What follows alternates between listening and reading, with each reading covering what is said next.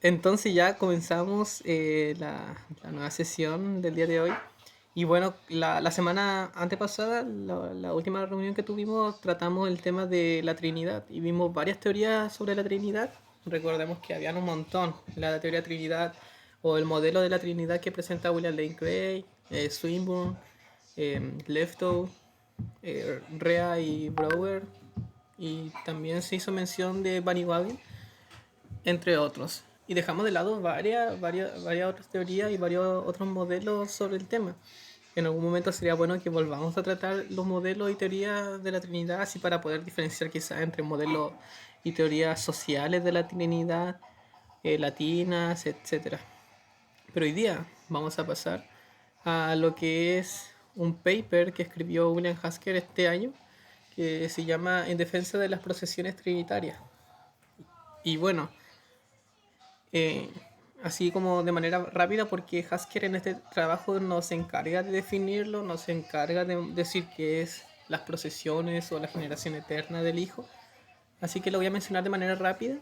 Eh, bueno, el credo, de alguna manera, credo de Atanasio, menciona, y bueno, Nicea también, menciona que el Padre no es creado ni tampoco engendrado. El Padre es eterno, pero no es ni creado ni engendrado. Y luego dice que el Hijo es engendrado, no creado, y también es eterno. Que el Espíritu Santo ni creado ni engendrado, sino que procede. Y esta es la idea. De alguna manera, los padres de la iglesia, el credo, sostiene que el Hijo procede del Padre. De alguna manera, depende del Padre para su existencia. Y una afirmación fuerte, uno podría decir, vaya, parece que estamos diciendo que el Hijo es de alguna manera causado por el Padre. Y sí, eso es lo que afirma la doctrina, o al menos una de las definiciones de la doctrina de las procesiones.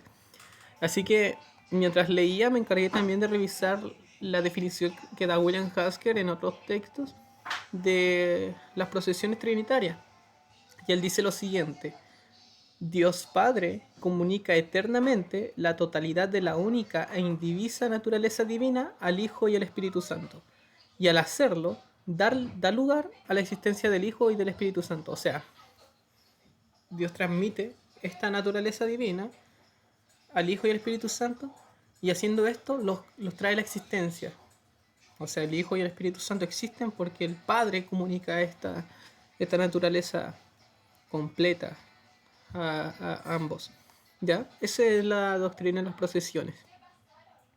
Así que todo esto está enmarcado en un debate, porque esta definición que acabamos de mencionar, Haskell la escribió hace rato, en uno de sus textos que trata sobre la metafísica de este Dios trino, que es el Dios que adoramos, que es trino. Y, y bueno, escribió este texto, mencionó su postura, mencionó su defensa, y apareció Artie Mullins, este jovencito de la derecha, y escribió un texto en contra de la defensa que presenta Hasker. Luego, Hasker aprovecha y le responde, y por un tiempo quedó como en silencio todo este debate, hasta que en otra revista, en otra publicación, se le dio la oportunidad de tratar el tema. Y aquí Mullins parte nuevamente dando una, una nueva respuesta a la doctrina de las procesiones. Así que Hasker también se le da la oportunidad de responderle a la respuesta que da Mullins. Así lo que estamos haciendo ahora es ver cómo es que Hasker nuevamente responde a Mullins. Igual se van a ver como una repetición de algunas respuestas que se dieron previamente en publicaciones anteriores, así que está bastante bueno para poder situarse un poco en el debate en cuestión. Así que nuevamente, las procesiones, la doctrina de las procesiones dice que Dios Padre comunica eternamente la totalidad de la única e indivisa naturaleza divina al Hijo y al Espíritu Santo, y de esta manera los trae a la existencia. O sea, Hijo y el Espíritu Santo vienen a la existencia por el Padre. Esta es la doctrina de las procesiones. Y bueno, Hasker menciona, primero, dice que él confía bastante en el cuadrilátero goeleyano. Y lo que dice de alguna manera es que nosotros para estos temas de doctrina, de cuestiones que aceptamos en la teología que manejamos, podemos verlo desde cuatro aspectos. Primero, las escrituras, lo que dice la Biblia, la tradición, la razón y la experiencia. Pero aquí tachamos la experiencia porque Hasker dice que parece que no tenemos ninguna experiencia que nos diga que, que el Hijo procede del Padre, que el Espíritu Santo procede también. ¿Ok? Así que Hasker da una breve defensa de la doctrina y parte diciendo que la tradición defiende la doctrina de las procesiones. Y bueno, Hasker se basa harto en el trabajo de Larry Hurtado, y este trabajo está enfocado en el siglo segundo, antes de que se definiera lo que es la ortodoxia, me parece que en Nicea. Y bueno, antes de todo esto, tenemos un cristianismo proto-ortodoxo, antes de la ortodoxia y demás. Y desde antes ya se aceptaba la idea de que hay un creador del todo y que este creador del todo también es fuente y centro de toda la divinidad. Él es la fuente y el centro del Hijo también, del Logos. ¿Ya? Así que desde antes ya se parte diciendo esta idea de que el Hijo viene del Padre, y esto se ha aceptado por los primeros cristianos. Justino Mártir también lo dijo, y él negaba que el Hijo sea una criatura, o sea, una creación de Dios o una emanación de Dios. Así como los rayos del sol emanan del sol, de esa manera no es el Hijo, dice Justino Mártir. Pero ¿qué es lo que decía Justino? Él buscaba decir que nosotros podemos tener una visión monoteísta de Dios y sobre el Hijo específicamente, atribuyendo que la fuente del Hijo es el Padre. Pero su existencia no es como los rayos del sol que salen de aquí, sino que de otra manera. Y bueno, tenemos los escritos del Nuevo Testamento en adelante, y esto nuevamente parece que reflejan una cristología de la subordinación, dice. ¿Qué significa esto? Esta cristología de la subordinación. Que en la escritura se menciona que el Hijo está sirviendo a la voluntad del Padre. em, Él el Hijo lleva y conduce a todos los perdidos y a los redimidos al Padre, y así. Todo esto es como que el Hijo, todo lo que hace es para el Padre. Sigue su voluntad, lleva a los redimidos al Padre y así. Entonces, desde el Nuevo Testamento en adelante parece que tenemos una cristología de la subordinación. ¿Ok? Y bueno, esto nos lleva también, un poco siguiendo con la tradición, nos lleva al debate del siglo IV, cuando se debatió contra el arrianismo, esto que decían que el Hijo en realidad no es Dios, y el debate parece volcarse al mismo tema. ¿Cuál es el origen del Hijo? ¿Ya? Los arrianos que decían el Hijo es un ser creado, eh, pero a pesar de que es creado, dicen estos tipos, eh, el Hijo es exaltado por el Padre, por lo que el Hijo no puede ser Dios. Esto decían los arrianos. Así que el debate estaba centrado sobre el origen del Hijo, y estos decían, dado que es creado del Padre, entonces no es Dios. Pero los pronicianos, aquellos del concilio de Nicea, los que aceptan lo que se terminó discutiendo ahí, es que es la generación eterna del Hijo, es decir, que la fuente del Hijo, la causa del Hijo termina siendo el Padre, es lo que garantiza que el Hijo sea divino. Y es fuerte. Ahí la distinción entre creado y generado es bastante eh, distinta, diversa, no sé cómo explicarlo. Creado y generado no es lo mismo, ¿ya? Pero ahí está como la distinción entre los arrianos y los pronicianos, es el origen del Hijo. Unos dicen que es generado eternamente y los otros dicen que es creado. Pero desde la tradición, los padres de la iglesia, el cristianismo proto-ortodoxo y demás, parece aceptar que el Hijo es generado eternamente por el Padre. Y bueno, Hasker menciona un par de relatos en la escritura, algunas partes de la escritura, que a él le parecen que dan apoyo a la doctrina de las procesiones. Y claro, eh, aquí me trae recuerdo un poco a lo que dice eh, Thomas McCall en su introducción a la teología analítica, y menciona varias formas en las que uno podría considerar que una doctrina o alguna idea termina siendo bíblica. Una de ellas es que explícitamente hay un texto que diga tal, tal cosa es el caso, no sé, Jesús es Dios. Ya hay un texto que dice Jesús es Dios. Entonces explícitamente lo dice. Quizá hay un texto que lo dice implícitamente, también significaría que es bíblico. Quizás hay un texto que implica la idea o su contradicción y demás.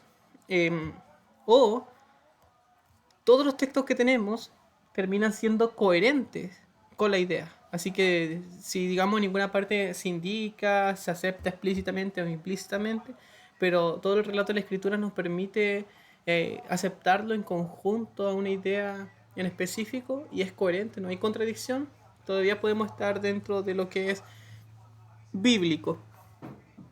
Así que estos textos quizás nos pueden ayudar a pensar de que la doctrina de la generación del Hijo es una doctrina que es apoyada por el texto bíblico o que es coherente con el texto bíblico. Y bueno, parte con Hebreos 1:2, el cual dice, en estos últimos días nos ha hablado por su Hijo, a quien constituyó heredero de todas las cosas, por medio de quien hizo también el universo. Y bueno, estos textos que con los que partes buscan mostrar que la relación de padre e hijo no se limita al, a la encarnación del hijo, sino que desde antes ya estaba dado. Esta relación padre-hijo nuevamente parece implicar una, una relación de dependencia, porque obviamente cuando hablamos de padre-hijo hay una dependencia ahí del hijo al padre y demás. Pero esta relación filial parece extenderse a la eternidad. Juan 17:5 dice, ahora pues, Padre, glorifícame tú al lado tuyo, con aquella gloria que tuve contigo antes que el mundo fuese. Y ahí nuevamente tenemos una relación que es aceptada desde eh, una relación filial, padre-hijo, desde antes de que el hijo encarne, se vuelva hombre en la tierra. Luego tenemos Juan 1:1 y aquí ya partimos con relaciones que no son filiales de padre e hijo, sino que otro tipo de relación. Y aquí dice, en el principio era el Logos. Y el Logos, obviamente en nuestras traducciones dice la palabra, el verbo. Y esta palabra, verbo, o razón, que también se traduce como razón, implica una relación de dependencia. ¿Por qué? Porque el Logos, un Logos, en este contexto siempre va a ser la palabra o la razón de alguien. Entonces, dado que es la palabra o razón de alguien, ya implica dependencia. Depende de ese alguien. En este caso, el logos de Dios es la palabra de Dios, es la razón de Dios, es el verbo de Dios, y ahí ya vemos esta relación de dependencia. Hebreos 1:3 dice, el cual siendo el resplandor de su gloria y la imagen misma de su sustancia, refiriéndose a Cristo. Y nuevamente tenemos que el resplandor y representación o la imagen implica una relación de dependencia. Colosenses 1:15 dice, Él es la imagen del Dios invisible. Y esto, nuevamente, es una relación de dependencia. Imagen del Dios invisible. ¿Ya? La imagen es algo que depende de aquello que busca reflejar o representar. Así que por eso es una relación de dependencia. Juan 5:26 dice, y este el texto que Hasker considera que es el más fuerte a favor de la doctrina o que apoya la doctrina. Y dice, porque como el Padre tiene vida en sí mismo, así también ha dado al Hijo el tener vida en sí mismo. Y aquí no se menciona mucho, pero hay comentarios comentarios bíblicos donde se atribuye a los padres de la iglesia, a estos cristianos más tempranos, sostener una interpretación donde se habla de generación eterna aquí. El Padre da vida en sí mismo al Hijo. Y aquí hay que tener en cuenta por qué es importante. Uno se pregunta, uno podría decir, ya, tener vida en sí mismo es solamente tener vida y ya, nada más. Pero aquí el texto parece tomarlo como un atributo divino. Tener vida en sí mismo no es como tener vida y nada más. Porque Hasker dice, quizá podríamos decir que un roble, un árbol, tiene vida en sí mismo. Pero no, uno no dice eso. Tener vida en sí mismo termina siendo un atributo divino. Y el texto nos dice que el Padre es quien ha dado este atributo al Hijo. Y bueno, no es un atributo accidental, es algo esencial. Porque si el Hijo tiene vida en sí mismo, no va a ser algo que ha tenido desde un momento a otro, sino que lo ha tenido desde siempre. Ya que siempre existió, entonces siempre el Padre le ha dado o conferido tener vida en sí mismo. Y aquí Hasker, citándolo, dice, nos vemos obligados a concluir que el Padre solo puede haber concedido al Hijo tener vida en sí mismo en el acto por el cual el Padre confirió al Hijo su propia existencia. Así que, ¿cuál es la forma en que el Padre, según Hasker, da vida en sí mismo al Hijo?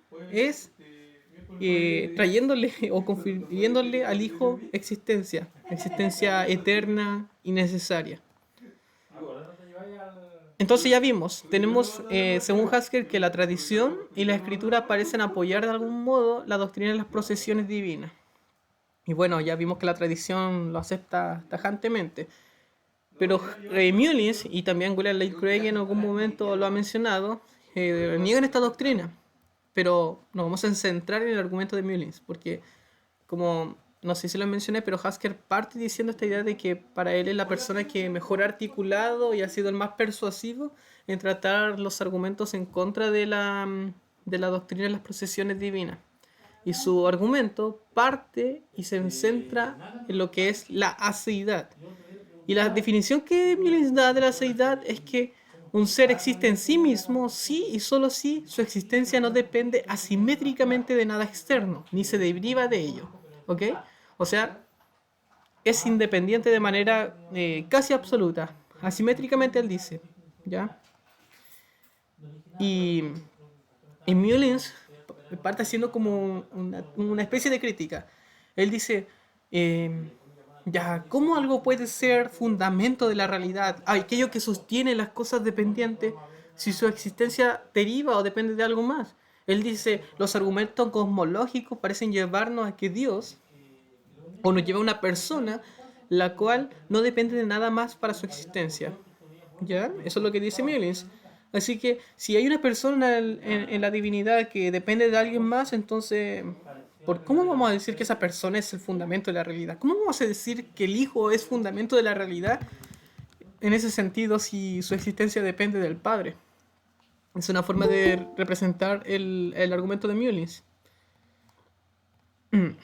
Así que Mullins parte diciendo que la aceidad es un atributo divino esencial. Ok. Así que Hasker lo que hace es, primero, cuestiona la definición que da Mullins. ¿Ok? ¿Cuál es la definición de Mullins de aceidad? Un ser existe en sí mismo, sí y solo si su existencia no depende asimétricamente de nada externo ni se deriva de ello. Y lo que cuestiona de su definición es la palabra asimétricamente. Y aquí les di un poco de ejemplo de lo que se mantiene en metafísica de la dependencia. Cuando hablamos de una relación de dependencia asimétrica, podríamos decir, por ejemplo, que el todo depende de las partes, pero la parte no depende del todo. Entonces hay como una relación de un punto al otro nomás. A depende asimétricamente de B. Y eso significa que B no depende de A, sino solamente A depende de B. ¿Ok? Pero una relación no asimétrica, quizás simétrica, podría ser que el todo depende de la parte y la parte depende del todo. ¿Ya? Entonces, Haskell critica la definición de Mullins y dice, me parece, ¿alguien dijo algo? Hola, Otaru. Dice, me parece que deberíamos decir que la definición está extraña y que en realidad no debería decir solamente de dependencia asimétrica, sino que debería decir de dependencia absoluta, sea simétrica o asimétrica. ¿Por qué? Porque hay otro tipo de dependencia. Por ejemplo, la dependencia simétrica. Y un ejemplo que incluso Millones da, y es el siguiente. Los miembros de un equipo en un deporte de competición como el fútbol o el baloncesto dependen simétricamente unos de otros en su juego. O sea, la excelencia del rendimiento de una jugadora depende en gran medida de la excelencia mostrada por las demás a su alrededor. ¿Ya? O sea, una parte depende de la otra y así. Y la otra depende de la otra. Dependen mutuamente entre sí. La dependencia simétrica dice que solamente una parte depende de la otra, pero no mutuamente o eh, digamos que A depende de B, pero B no depende de A, ¿ya? Intenté graficarlo con eso.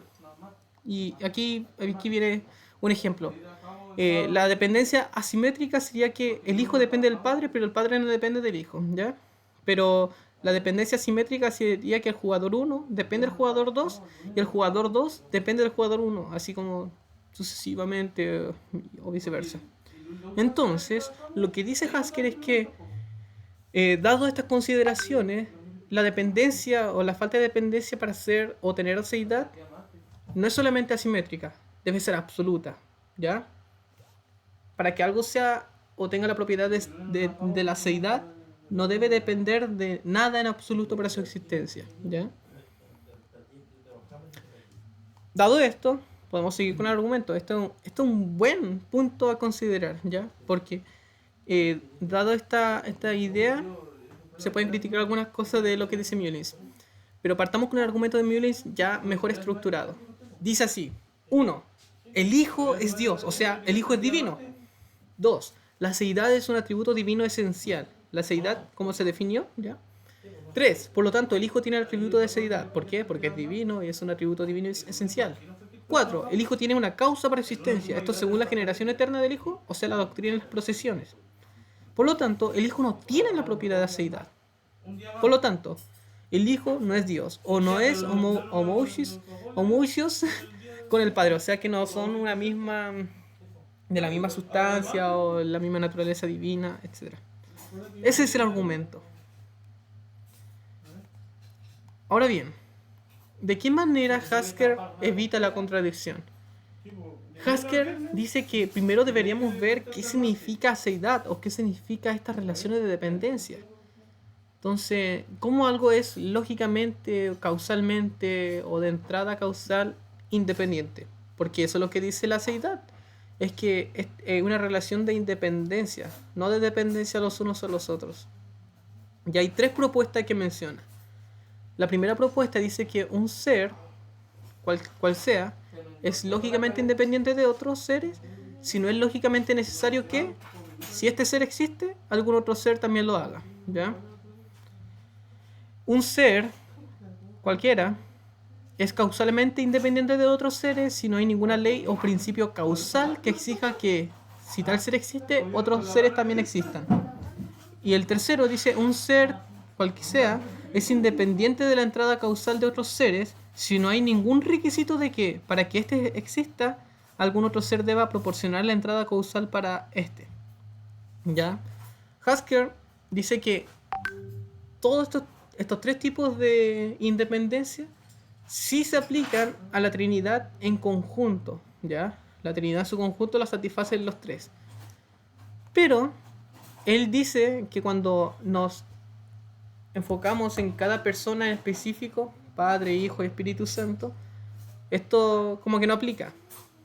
El primer punto de que ser lógicamente independiente de los otros dice que ninguna persona satisface este principio, esta forma de independencia. Porque, claro, si el Padre existe, el Hijo va a existir y el Espíritu Santo va a existir. Es imposible que solamente exista el Padre y los otros no, o que el Hijo y los otros no. Tienen que existir los 3. Así que ninguna persona es lógicamente independiente de los otros. Respecto a causalmente independiente,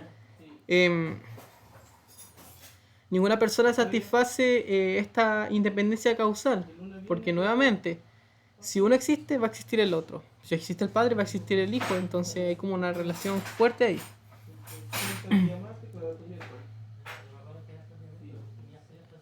por ejemplo, dice Hasker, dice, si el Padre existe, necesariamente hace que el Hijo y el Espíritu existan. Y si el Hijo y el Espíritu existen, es necesario que el Hijo y el Espíritu existan.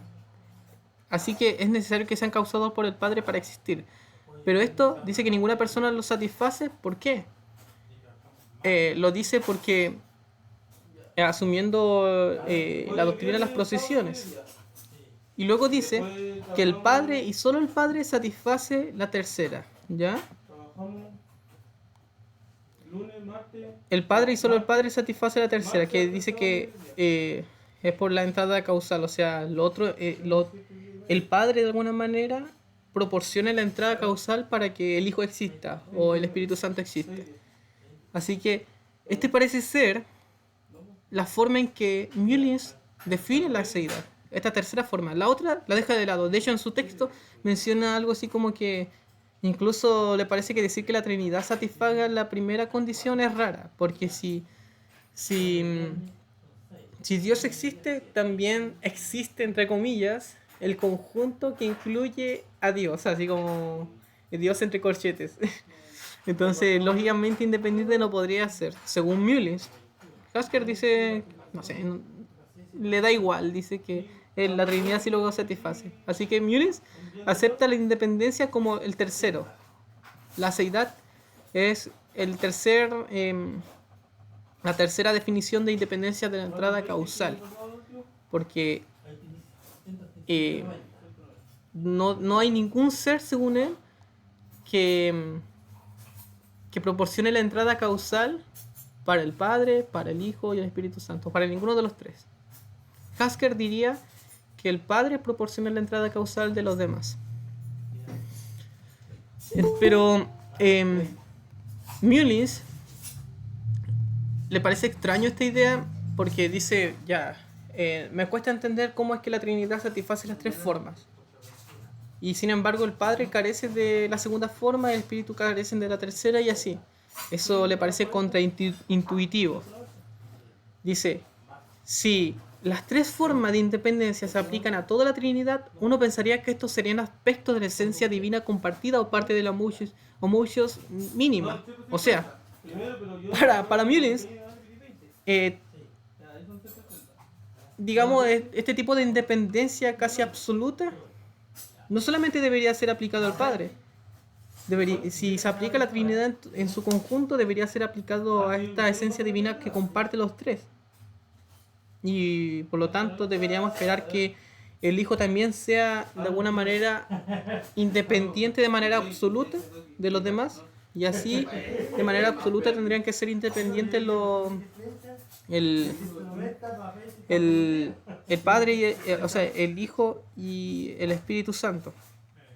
Hasker responde y dice, parece que Mullins ha caído en una suposición errónea respecto a la esencia divina, porque no hay una sola forma de pensar o describir la esencia divina.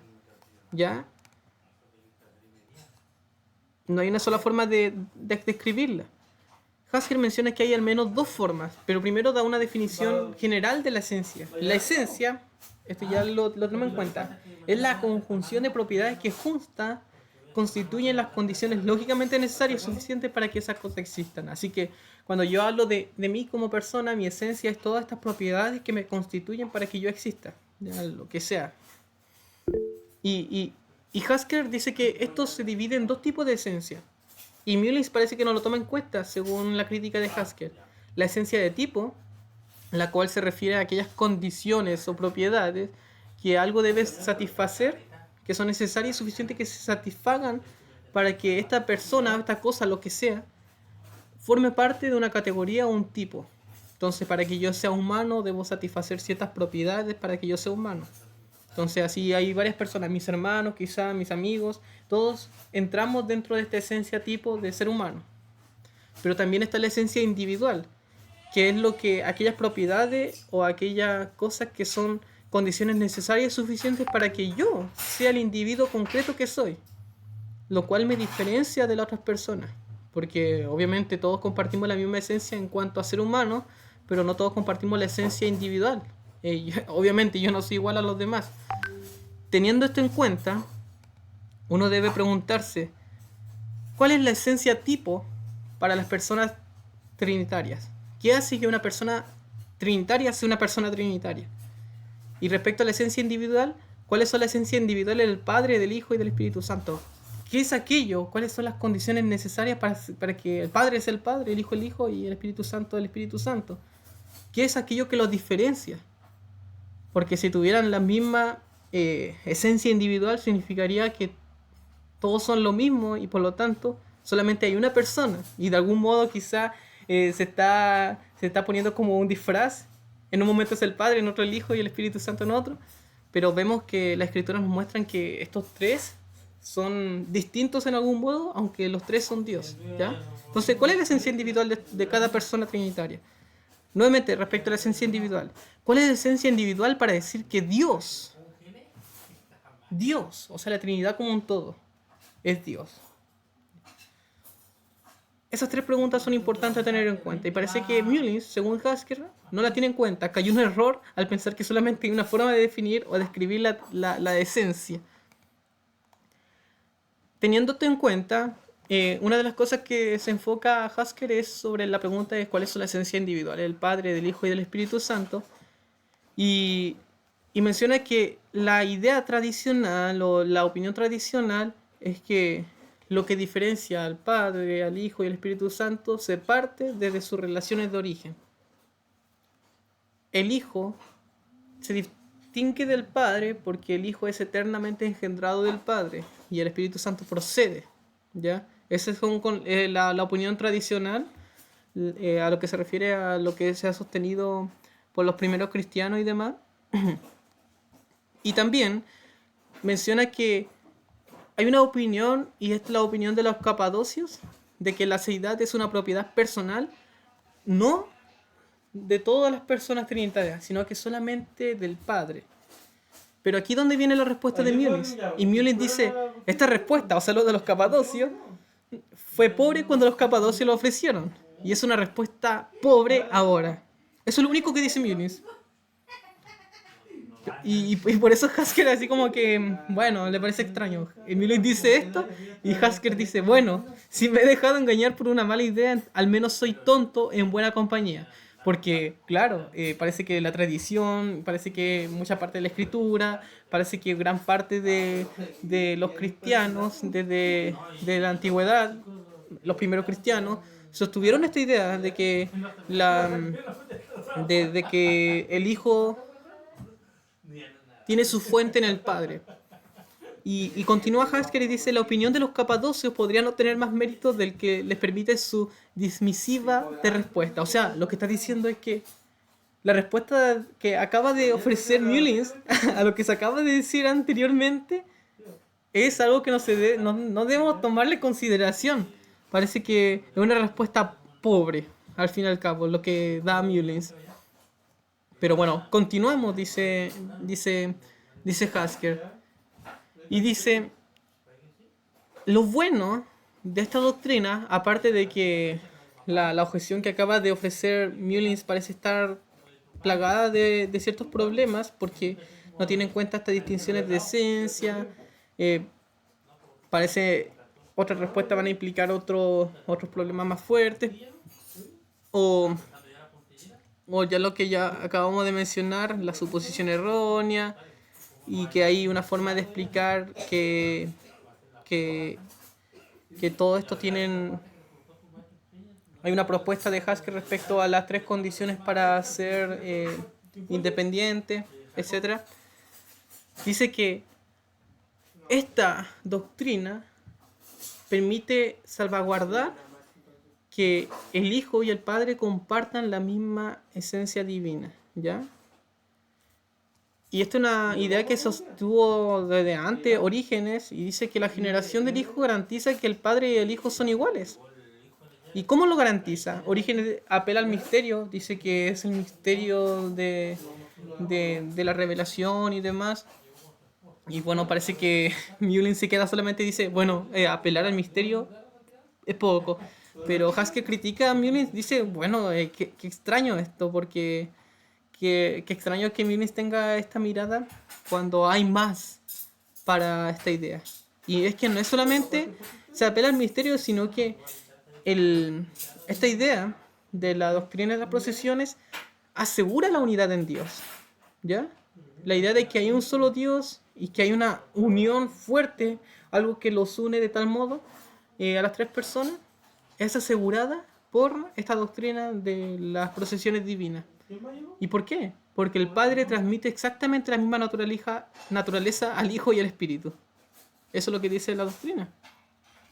Y Hasker continúa y dice, esto igual quizás nos puede ayudar a entender lo que es similar a las relaciones cotidianas. Si vemos a un animal específico que tiene un hijo, va a ser natural para nosotros pensar de que comparten la misma esencia o la misma naturaleza, ¿ya? De un hombre nace, o de un ser humano nace otro ser humano y así. Entonces de Dios se genera el Hijo, que termina siendo divino. ¿Y acaso que digamos que yo nazca de mi padre implica que yo soy ontológicamente inferior a mi padre? No. En ningún momento llegamos a esa idea. No decimos que, digamos, cada vez hay personas que son ontológicamente inferiores a las anteriores que lo generaron o que lo trajeron a la existencia. No, no decimos eso, si no hubiéramos llegado a un nivel de la jerarquía así lo más bajo posible. Pero, ¿cómo se explica la unidad en Dios sin las procesiones? Y aquí es donde Miles apela a unos requisitos de Kay Yandel, y son 4. 1. Para cualquier persona trinitaria P, es lógicamente imposible que P exista y cualquiera de las otras personas trinitarias no exista. O sea, si existe el Hijo, va a existir el Padre y el Espíritu Santo. Imposible que no pase eso. 2. Para cualquier persona trinitaria, T1, recuerden, habla de la coexistencia, ¿ya? La coexistencia de las tres personas. T2 dice, para cualquier persona trinitaria P, es lógicamente imposible que P quiera lo que no quieren las otras personas trinitarias. O sea, hay una unidad de propósito de las tres personas. Las tres van a querer lo mismo, ¿ya? Entre comillas. Es imposible que, digamos, el hijo quiera algo y el padre no quiera algo y así. Eso es unidad de propósito. T3 dice, para cualquier persona trinitaria P, es lógicamente imposible que P se dedique a cualquier actividad en la que las otras personas trinitarias de ninguna manera se dediquen. A esto se refiere a la unidad de operación entre las personas. Ya se van a trabajar en lo mismo, van a dedicar su actividad al mismo propósito. T4 dice, las personas de la Trinidad tienen plena conciencia no inferencial una de la otra. ¿Ya? Aquí más que nada habla de la interpenetración pericorética, le llaman, de las personas. Plena conciencia una de otra y un grado de unión entre estas. Y bueno, cuando vemos esto, parece que la esencia tipo garantiza estos resultados.